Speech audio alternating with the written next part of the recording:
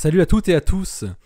Une étude publiée dans Nature Astronomy par des chercheurs français, Bayesian Analysis of Enceladus Plume Data to Assess Methanogenesis, conclut que les niveaux de méthane qui ont été mesurés par la sonde Cassini dans les panaches aqueux qui jaillissent de l'océan d'Encelade ne peuvent pas être expliqués entièrement par des processus géochimiques connus. Par contre, par des processus biochimiques, oui.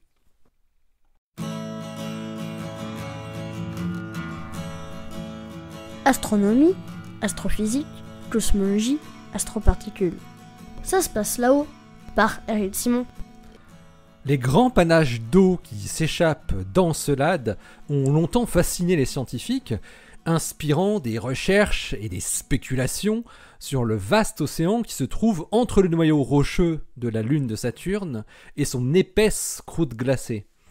En traversant les panaches à plusieurs reprises et en échantillonnant leur composition chimique, la sonde Cassini avait détecté une concentration relativement élevée de certaines molécules qu'on retrouve souvent associées aux évents hydrothermaux au fond des océans terrestres, notamment le dihydrogène, le méthane et le dioxyde de carbone. Mais la quantité de méthane trouvée est particulièrement élevée. Antonin Affolter de l'Institut de biologie de l'ENS et de l'Observatoire de Paris et ses collaborateurs ont cherché à comprendre si une telle abondance en méthane pouvait être due à des micro-organismes qui produisent du méthane en absorbant du dihydrogène. De telles bestioles sont appelées des microbes méthanogènes. Les astrobiologistes ont utilisé des modèles mathématiques pour tester la probabilité de différents processus, dont la méthanogénèse biologique, pour expliquer donc la quantité de méthane observée. Ces modèles combinent écologie microbienne et géochimie. Sur Terre, l'activité hydrothermale se produit lorsque de l'eau de mer froide s'infiltre dans les fonds marins, circule dans la roche sous-jacente et passe à proximité d'une source de chaleur comme une chambre magmatique, avant d'être rejetée par des cheminées hydrothermales. Sur Terre, le méthane peut être produit par cette activité hydrothermale, mais à un rythme lent. La majeure partie de la production est due à des micro-organismes qui exploitent le déséquilibre chimique du dihydrogène produit par l'activité hydrothermale comme source d'énergie, et produisent donc du méthane à partir du dioxyde de carbone dans un processus appelé méthanogénèse. Affolter et son équipe ont considéré la composition du panache d'Encelade comme le résultat final de plusieurs processus chimiques et physiques se déroulant à l'intérieur de la Lune. Tout d'abord, les chercheurs ont évalué quelle production hydrothermale de dihydrogène correspondrait le mieux aux observations de Cassini, et si cette production pouvait fournir suffisamment de nourriture, entre guillemets, pour entretenir une population de microbes méthanogènes hydrogénotrophes de type terrestre. Pour ce faire, ils ont développé un modèle pour la dynamique de population d'un microbe hypothétique méthanogène hydrogénotrophe dont la niche thermique et énergétique a été modélisée d'après les souches connues sur Terre. Et oui, on connaît qu'elles.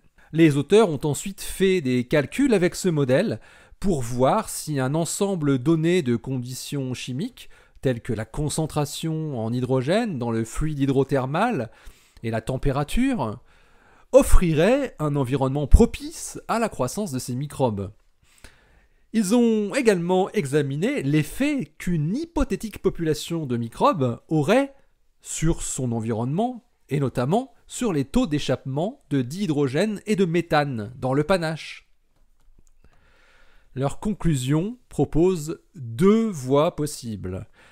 Le méthane observé est produit soit par une activité microbienne à proximité de cheminées hydrothermales, oui, vous avez bien entendu, ou soit avec des processus géochimiques qui n'impliquent pas de forme de vie, mais qui devraient être très différents de ceux connus sur Terre. Ces résultats suggèrent que, même l'estimation la plus élevée possible de la production abiotique de méthane, c'est-à-dire une production de méthane purement géologique, basée sur la chimie hydrothermale connue, est loin d'être suffisante pour expliquer la concentration de méthane qui est mesurée dans les panaches. En revanche, l'ajout de la méthanogénèse biologique pourrait produire suffisamment de méthane pour correspondre aux observations de Cassini.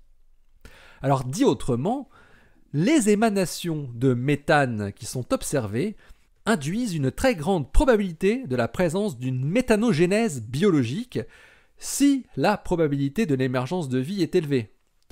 Et si cette probabilité est faible, il s'agirait alors d'une méthanogénèse géochimique, mais de source inconnue qu'il reste à comprendre. Ce méthane pourrait éventuellement provenir de matière organique primordiale présente dans le noyau rocheux d'Encelade. Une idée qui pourrait être viable si Encelade s'était formée à partir de noyaux de comètes riches en matière hydrocarbonée. Affolter et son équipe restent prudents. Ils n'affirment pas que la vie existe dans l'océan d'Encelade. Ils montrent d'une part que ces évents hydrothermaux sont tout à fait propices pour accueillir des micro-organismes de type terrestre, et d'autre part que la méthanogénèse de tels microbes est tout à fait compatible avec les observations de Cassini. Bref, pour rejeter l'hypothèse de la vie sur Encelade, il faudra de nouvelles données, car aujourd'hui, les chercheurs montrent que rien ne permet d'exclure cette hypothèse.